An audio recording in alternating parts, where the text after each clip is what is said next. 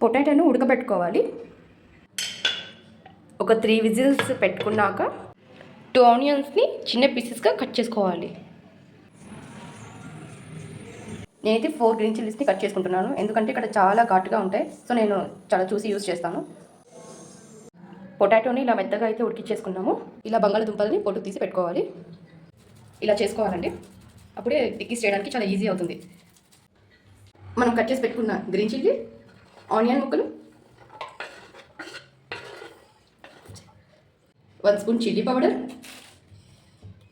చిటికెడు పసుపు, అల్లం కొత్తిమీర పేస్ట్, 1 స్పూన్ ధనియా పౌడర్, చిటికెడు జీరా పౌడర్, టేస్ట్కి తగినంత సాల్ట్, 4 స్పూన్స్ కార్న్ఫ్లవర్, చిన్న చిన్న పీసెస్గా కట్ చేసి పెట్టుకున్న కరివేపాకు, 1 స్పూన్ ఆయిల్. స్పూన్ ఆయిల్ వేసుకోండి చాలు. అండ్ మొత్తం ఆయిల్ స్ప్రెడ్ అయ్యేలా ఇలా చేసుకోవాలి. ఇలా చేతికి ఆయిల్ కొంచెం అప్లై చేసుకోండి, టిక్కీస్ చేసేటప్పుడు చాలా చక్కగా వస్తాయి.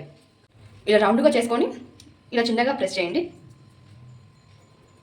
ఆయిల్ బాగా వేడెక్కాక మనం చేసుకున్న టిక్కీస్ని మెల్లగా ఇలా టిక్కీస్ని పెట్టేసేయాలి. ఒక 5 మినిట్స్ తర్వాత మళ్ళీ తిప్పాలి. ఇలా బాగా అవ్వనివ్వాలండి. ఒక 2-5 మినిట్స్ పెట్టుకుంటే లోపల అనేది బాగా కుక్ అవుతుంది. చూసారు కదా, సింపుల్గా ఆలు టిక్కీస్ రెడీ అయిపోయాయి.